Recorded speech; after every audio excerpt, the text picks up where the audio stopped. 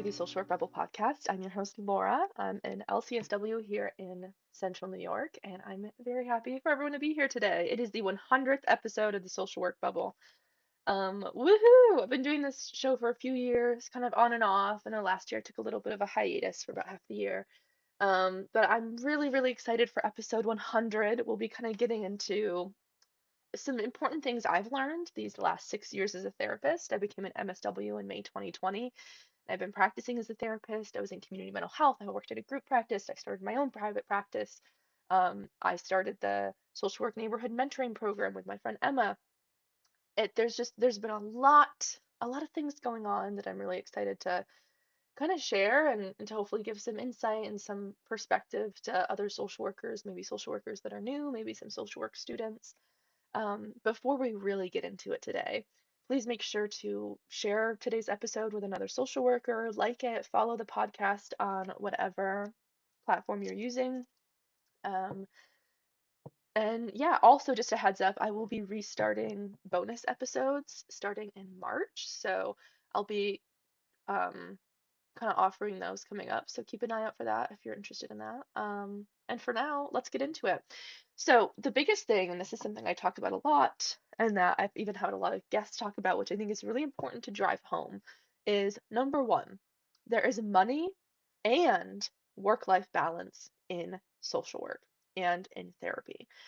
This might sound crazy because it goes against every single thing that we've been taught, especially in social work school, is it's really ingrained into us. We're kind of brainwashed into believing that we will have crummy pay, when high caseloads and insane work hours, we'll never catch a break, we'll always be behind.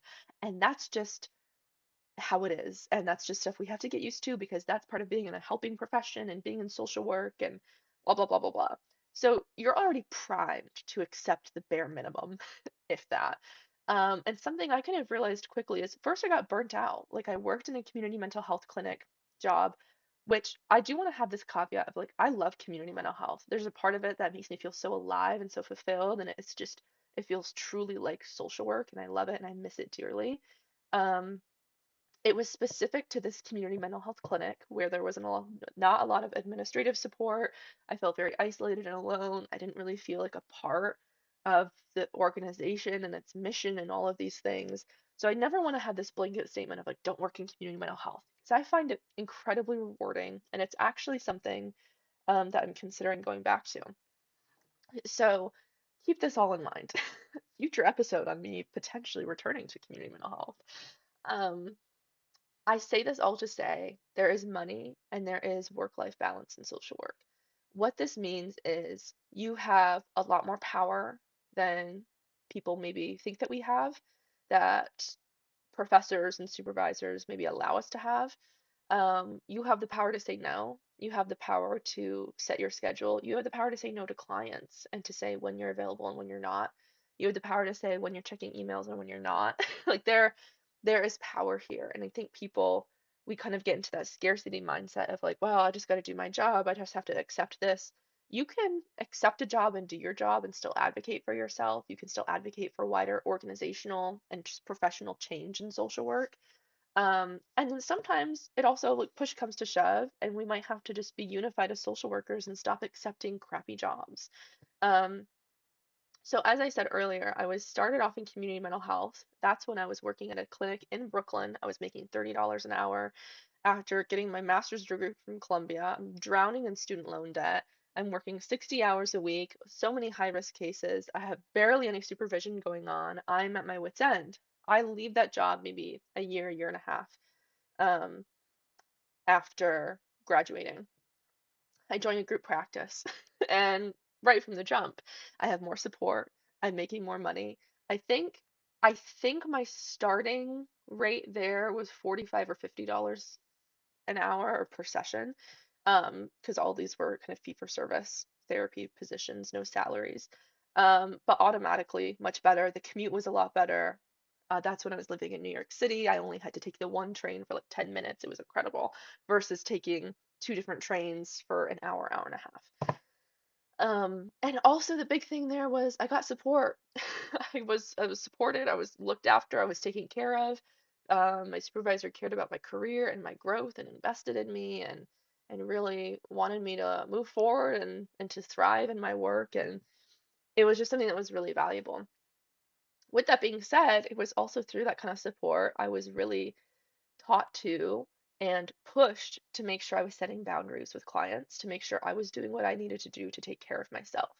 I do think there is some truth, and I want to be careful with this, to paying your dues in the sense of like not accepting terrible conditions. That's not what I mean by paying your dues.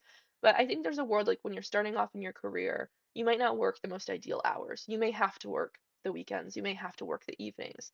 That doesn't mean you're supposed to be working 60 hours a week. That means you work from, I don't know, 12 to 8 or something, like still like 8 hours or whatever. You're not filling your day with sessions. You still have time to do paperwork. You still have time to take your lunch break. But I do think there's truth to early on in your career. I think a lot of early clinicians are the ones to try to do those evening sessions and things. Or unless you really thrive in that space and those are your ideal hours, then you can do that. That's fair. Um, that does not mean that we accept poor working conditions and no support and crappy pay and insane caseloads. Because let's also keep this in mind, your license is on the line. And so at the end of the day, it's so important to advocate for yourself and to be in a space where you feel supported, where you feel like you can have a balance, where you feel like your boundaries are respected, and you feel like you can pay your bills, because it's your career on the line. If something goes wrong because you're just doing what you have to do, because your supervisor said to take on this person and you just said yes, it is your license on the line. You need to protect yourself. So, by setting boundaries, by being firm in what you are able and capable of giving, you are also protecting yourself and your career longevity. This is serious stuff. It goes beyond making sure we're being good therapists and social workers for clients, making sure we're taking care of ourselves. It's also just taking care of your career.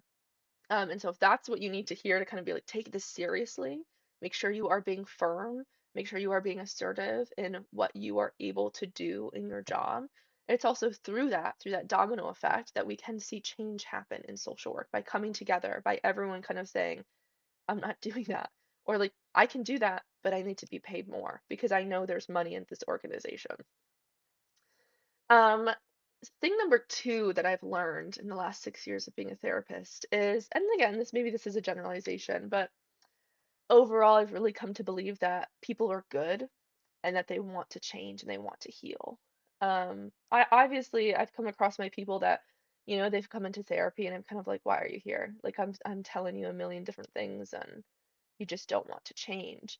And I think those are very real feelings and things that can come up is like some people can drag their feet. There can be reasons for not wanting to take action or anything, but something that I always remind myself of, and that I also even remind my clients of, is change is not just the action. The process of change, for the first parts of change, it's a very internal process. For a lot of people, the dragging your feet, the not committing to change, the avoiding it at all costs, all of that is also part of the process of change.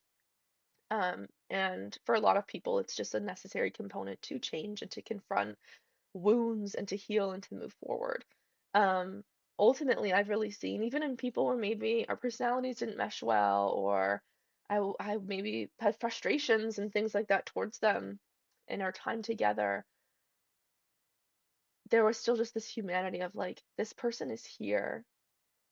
And even though maybe they're not doing the coping skills or actually trying to integrate any of the things that we're talking about or really trying to heal, they're still showing up. And so that's still showing something. That's still showing some kind of motivation, some kind of effort, something bringing them back over and over and over again. And so maybe that change just looks different. Maybe that healing is a longer journey for them. But I've really just come to see the beauty and humanity in being a therapist. And this is not to say like I haven't gotten along with every single client that I've had. I've had to refer people out. I've had conflicts with clients. I've had people call me out on things that weren't helpful for them, and I've had to call out my clients on things that I wasn't okay with, or that I needed to bring into light in the therapeutic setting. Um, these are very real. The struggle is very real, but at the end of the day, even with people that I've had to refer out or that like we didn't maybe immediately I was like, wow, well, that was pointless. Like, what did I even do for them? There's still a beauty in being a part of someone's story and of trying and and there's honestly a beauty in failing. There's not a beauty in doing harm. I'm not saying to say like, oh, there's a beauty in like when you do something really bad or you don't like no.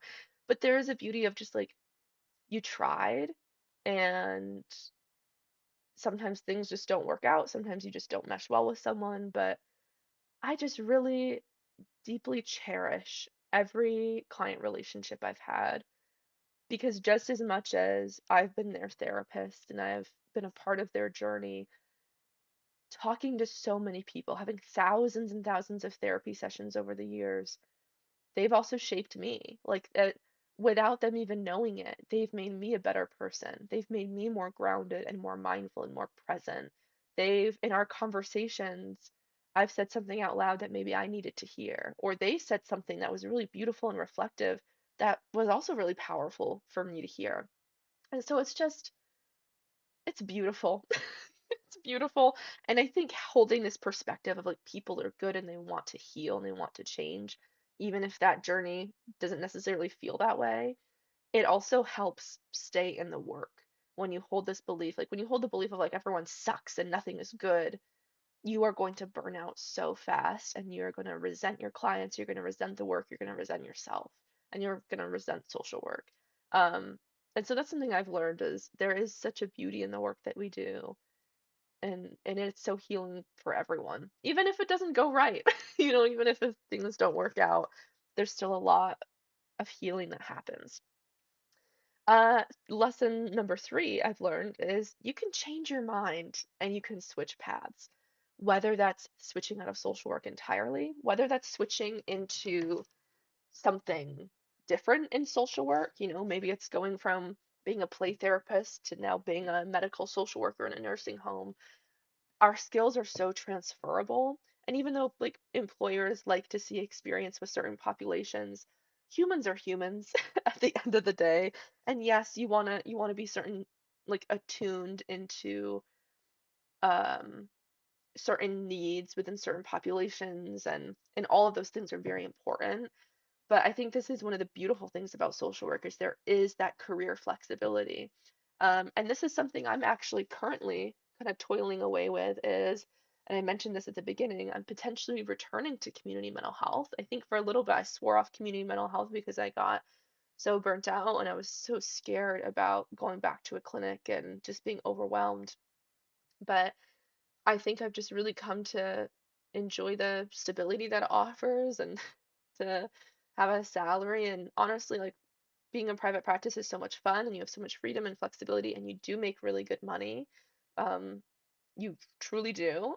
But it's also something where I'm kind of tired of being on all the time. I'm tired of being the marketer and being the salesperson and being the therapist and the business owner and the accountant and all of these things. Um, and so it's something I've been considering, and I've hopped around in social work a little bit already. When I was in community, when I was an undergrad, I worked with child survivors of abuse and their families, as well as like survivors of trafficking. I was really intent on going into forensic social work and working in the court system, but then in grad school, I took the clinical path because those were the courses that were more interested to me, and my pathway was also working with children, youth, and families. So I still wanted to work with kids. And then in community mental health, I worked with everybody. My youngest client was 5. My oldest client was 65. I worked with anyone of everything. It was very generalist. Um, and then when I went into group practice, I was only working with adults. Still pretty generalist, but there was more focus on like depression and anxiety.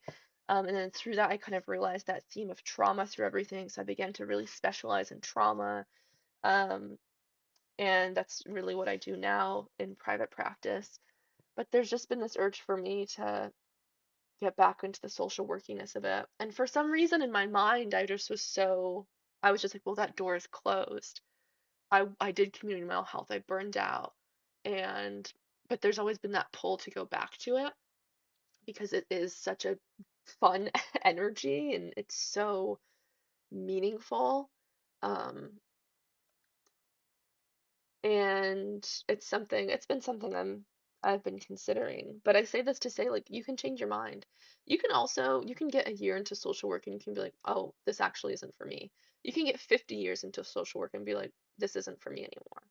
You can change your mind. You can open a bookstore. You can you can travel. Like there's also just so many options in social work that I don't think people know. And that's one of the reasons I love this podcast is because my eyes have been really opened to what paths in social work there are and actually how much freedom and creativity we can have in this field, which is another point I'll get to in a second.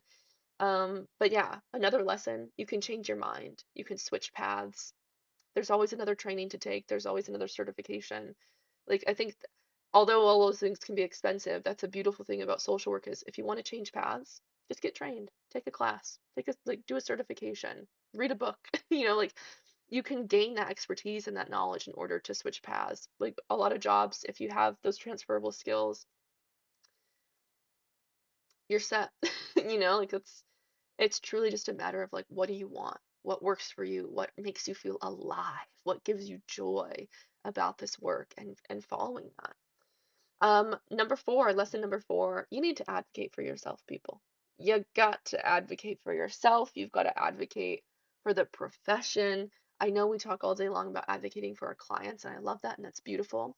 But so often, and we've had this conversation on the podcast before, so often we are seeing social workers who will advocate endlessly for their clients, but they're not advocating for themselves in the workplace, or they're not advocating for themselves in their personal life and their personal relationships. You got it within you. You have it within you because you're capable of doing it for your clients and for other people in your life. We just need to turn those skills inward. You need to be able to go to your supervisor and say, no, and say, I'm not available then, and to know that's a complete sentence. Like there's this world which I think is it's very like the corporate part of any job is everyone feels like they have to offer an explanation and do this and that, and I can understand that. I still offer explanations for things if I have to cancel or reschedule something. um but there's so much power. It's so interesting because I feel like in so much of what we're taught to empower, we're taught to advocate, we're taught to be assertive and like support our clients and taking on all these skills and teaching them all these things and empowering them to just really take ownership over their life in that way. But at the same time, we're almost punished for using those same skills for ourselves, for making sure we have fair working conditions and a livable wage, even more than a livable wage, and are able to pay off our loans and are able to like go home to our family and our friends and not have to work all hours of the night for crummy pay. And I just think we just don't have to. I think we just don't have to. I think we've just been buying into a lot of lies and going with the status quo. And it's like we can actually just like say no.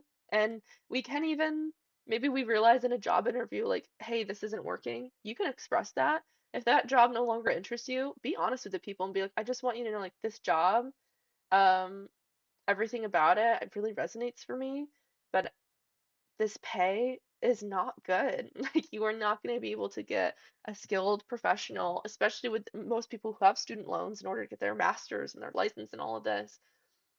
Start being honest with people. Start being honest with employers. Start being honest with supervisors. Because also, most people in this work, they've been in our position. They get it. They've been there. They've felt that pain.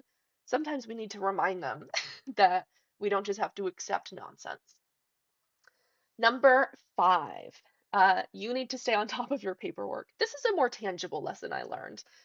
This was when I was getting my LMSW, and I I had not gotten my first two supervisors in community mental health to sign off on my hours, and I had left that job. So when I was there, one supervisor left, and I hadn't gotten her to sign off on my hours before she left.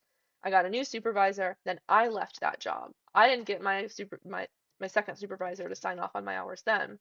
So then I'm applying to get my license, and all of a sudden I'm like, I need my supervisor's signature on these hours. Will they even remember me? Will they will they be able to vouch for me? Like, what? Do I even have their contact information? How do I even get in contact with them?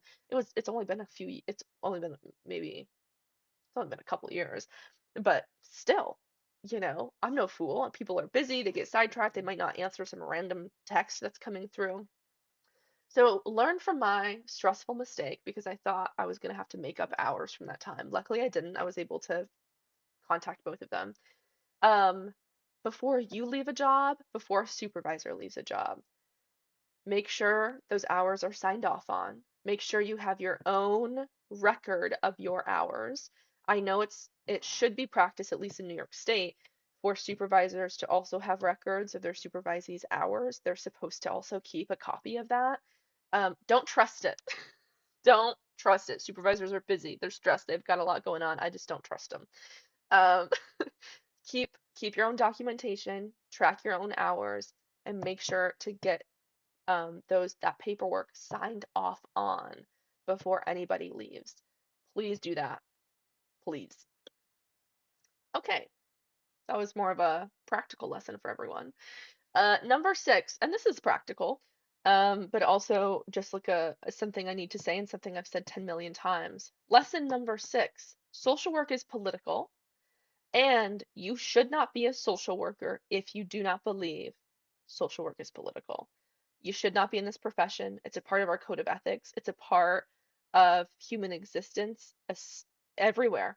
Everywhere in this world, politics is intertwined into how we live, how we're allowed to live, how we're allowed to exist, what resources we have access to, what neighborhoods we live in, what food we have access to, if our drinking water is clean or not.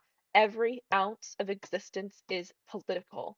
Social work is political. If we are looking at social work from that foundational perspective of person and environment is political. Politics is part of people, it's part of environment. I need everyone to get this through their heads. If you do not believe that, I am begging you to reconsider this career. I'm begging you to leave. You should not be helping people if you have this very micro perspective of someone's world and you cannot understand and you're not willing to understand how politics affects every single thing we do in our life. You need to really re-educate yourself and take a hard look at history and the government and social programs and oppression and racism and white supremacy and all of these things in order to you should not be in this job if you do not understand that. So please leave. If you do believe that, please stay. We need you. And I appreciate all of you. Number 7, you have to be intentional with continuing education and training after you graduate. This was something like after grad school, I've always been a lifelong learner. I've been a reader. I love that stuff. I'm a nerd at heart. But even after graduating with my master's, was like, ugh, I can't read anything for a little bit. If I have to read one more social work theory, if I open up I've kept all my textbooks. I even revisit my textbooks. I think they're a great resource. I spent money on those things. Um, but all of a sudden, a few years pass by and I feel stunted. I feel like my brain has stopped growing and I'm just like, gosh, I need to like stay on top of this. Now, I want to be tangible here. Um, I think it's great to work at a workplace that trains their employees and workplaces that offer continuing education credits and are always pushing for their employees to get trained. I think that makes it a lot easier. But this is also a part of just knowing what your interests are, knowing if like something piques your interest, learn about it. I think we live in an incredible age too where things are so accessible. Like it could even be as simple as a couple times a week you watch a YouTube video um, about a new kind of therapy practice or a therapy intervention or some kind of sociology concept, or even you watch a super boring video about, like I was just watching some videos about the New York State Office of Mental Health Regulations and nonprofit organization and stuff like that. Um, it could also be, I always use Libby. Libby is the app for public libraries. You just input your library card information and you can loan out books, audiobooks, ebooks, magazines, a whole gamut of things. I always listen to my audiobooks and my ebooks on Libby. And they have such a wide selection of what's available.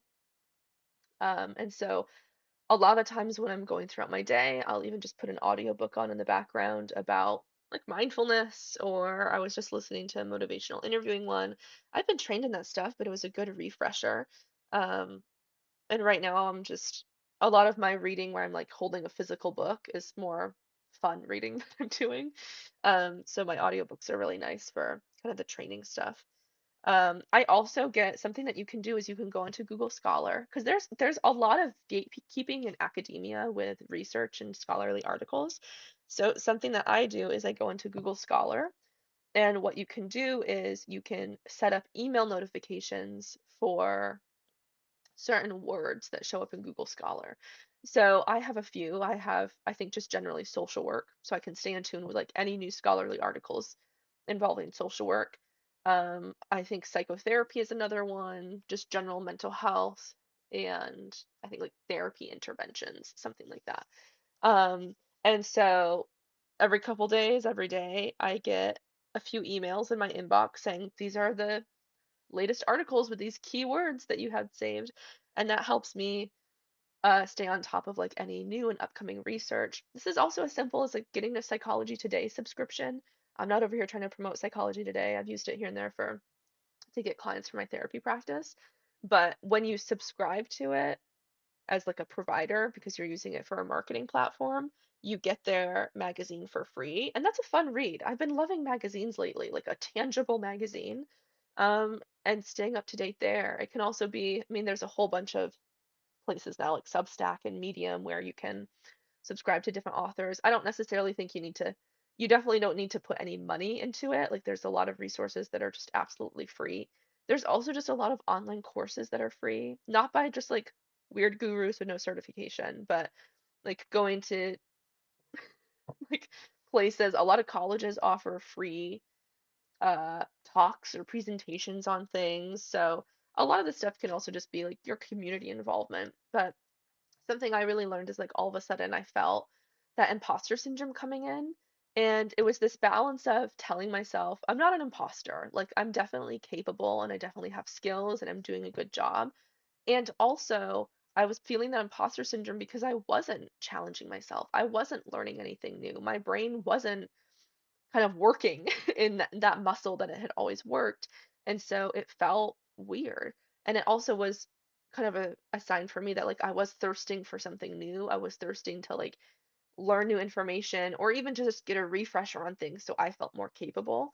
So I've also found that doing things like continuing education, trainings, reading more books, doing scholarly articles, um, stuff like that can be really valuable. It can also just be like go down a rabbit hole. If you follow a lot of like therapists or other social workers on Instagram or something and they make a post, fact check it.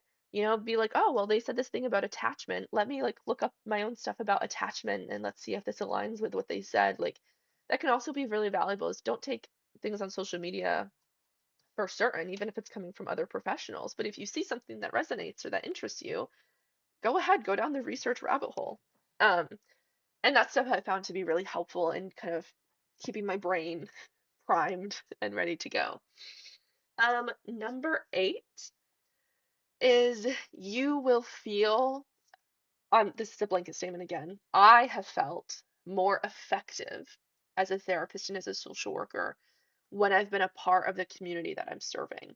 I'm not talking about um, just identity based stuff. Like, I'm not talking about belonging to the same identity of people. Although I know like that can be very important for people and can be very affirming to have a therapist that looks like you, to have a therapist that have the same ability status as you or anything like that. That's not entirely what I'm talking about. I'm more so meaning like the actual neighborhood that you're living in and that you're working in. I have found it to be so much easier to understand that central person and environment perspective and have that holistic therapy view when I'm also a part of the community because there are nuances to living in a place where just like you will not fully understand someone, I think, unless unless you're like also living there. And I don't know if I'm really articulating this in the best way, but like I like right now too, I live in a small town and there are pros and cons to being a therapist in a small town.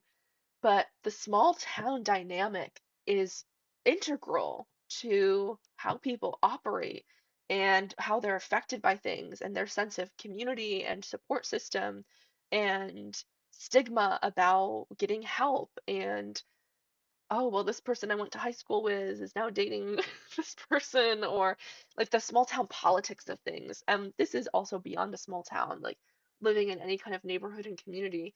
There are nuances that are can be so subtle where you can only really understand them through experience because it is hard to articulate or to describe them unless you've also been there. And so I say this because like I'm a remote therapist. A lot of my clients I work with are clients that I had in person when I lived in New York City. I've gotten quite a few clients now that are local clients. And so even though I work remotely, I'm still marketing to the people I'm in the same community with. Like I could market to anyone in New York State because I'm licensed in New York State and I work remotely. I could work with anyone in New York. Um, but and again, there's been pros and cons to being a small town therapist. Like there's been some boundary things and like ethical things I've had to consider.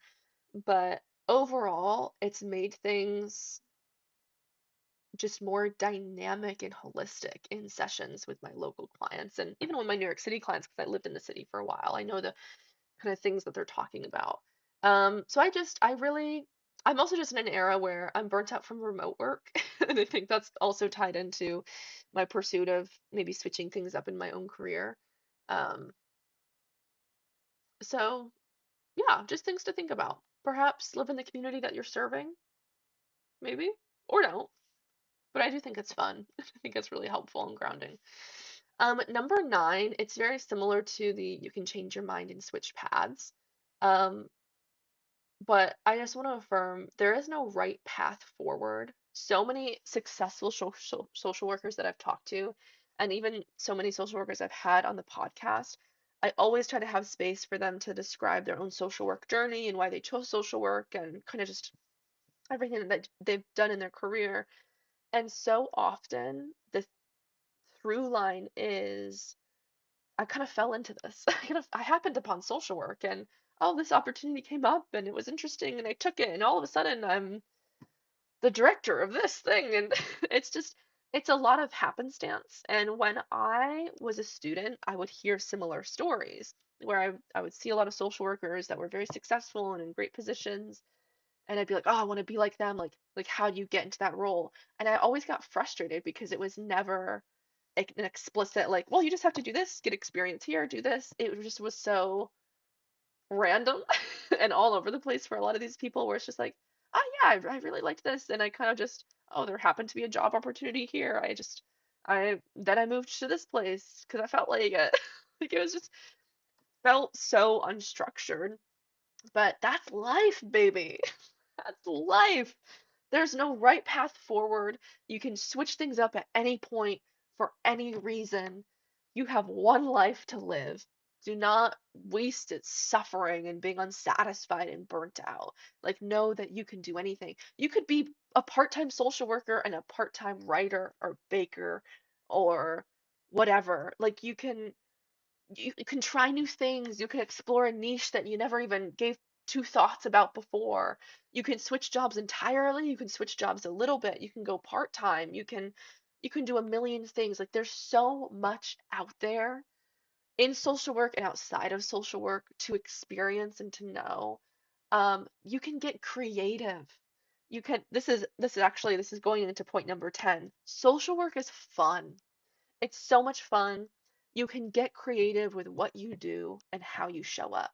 There are forest therapists, there are horticulture therapists, there's anything that you can do. I mean, we have people on the podcast that are also financial coaches and they have their own podcasts and they have their own practice that they're really making into whatever they want it to be. Like it's truly, I think we live in an era of social work and therapy that's so awesome because we're not only are we professionals with education and skills and very grounded experience, but we're also just like creative and fun human beings where when we see a need in our community, we can fill it creatively. We don't just have to go down like the typical like kind of corporate programmy stuff. Like there's space for all of that, but like we can get creative. We can just be human, wanting to help other humans and having a fun time with it. Like I think so often we get drudged down on like being a professional in this work and doing things the right way or whatever. And it's just like no, like you can kind of do whatever you want. Obviously follow the code of ethics, but I think we miss so often because we get bogged down by the work, we miss the fun and the creativity in it. Like we truly, and that's the stuff that just makes me feel alive in this work, that makes me so thrilled, where, like go on a walk with your client in the therapy session instead of just sitting in your office. If they're comfortable with it, just like do a little lunch therapy picnic time outside on a beautiful sunny day. Like a lot of these are therapy examples because I'm a therapist. But like there's truly no end to what we can do. There's truly no end to it. Like have little plants that people can take home. Like it's just I don't know, like that's just the stuff that anything that brings you joy, that makes you feel alive, where like a lot of this stuff is just like showing up as a human. It's just beautiful. It's just beautiful. And so I really want to drive home this point of we can get so focused on our careers and career development and all the weeds of this, and that's all very valuable and important to talk about. I just want to remind people that this work is so fun and you can be so, so creative with it. And obviously, we want to use evidence-based practice. We want to make sure, we're not just doing something insane and, we're not falling into like the kind of life coachy guru-ness situation. Um, by which I mean like people that just like call themselves something but have no training or experience or research to back up what they're saying. Um, but like I think sometimes we get so scared about the code of ethics and our license that we forget that we can have fun and that we can be creative in meeting our clients' needs.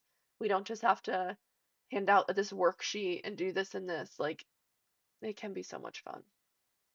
So anyways, that's my spiel for today, folks.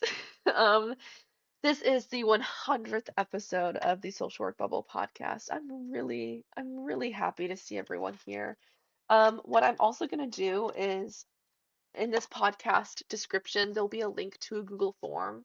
Let me know what you guys want to see on the podcast this year. Let me know what you want to see in any bonus episodes or any solo episodes that I do. Just let me know. I will just want to get a feel for like what everyone is really wanting to see, any information they're wanting to get, any kind of vibes you really want to mesh with. And I also just want to say, like, all of you listeners, you've stuck around for years. This is the 100th episode. You've stuck around through my inconsistencies and big life changes. I started this podcast in what, 2019 when I graduated with my BSW in 2019. I got my MSW in 2020. Um, I left a terrible relationship. I had a child. Like I moved all over the place. You guys have stuck with me through the thick and thins of my career, of just my personal life, and all the ebbs and flows of that. And it's just been really fun. It's been so much fun to talk to social workers all across the world. I've talked to social workers in Africa and India and England and all over the United States. Like it's really, really special. And I truly, from the bottom of my heart, appreciate all of you listening and wanting to hear what I have to say and wanting to hear from other social workers. It's just been very unifying and it's always very refreshing and it brings me a lot of joy. So, thank you all for sticking around. I hope you enjoyed today's 100th episode, and I will see you next time.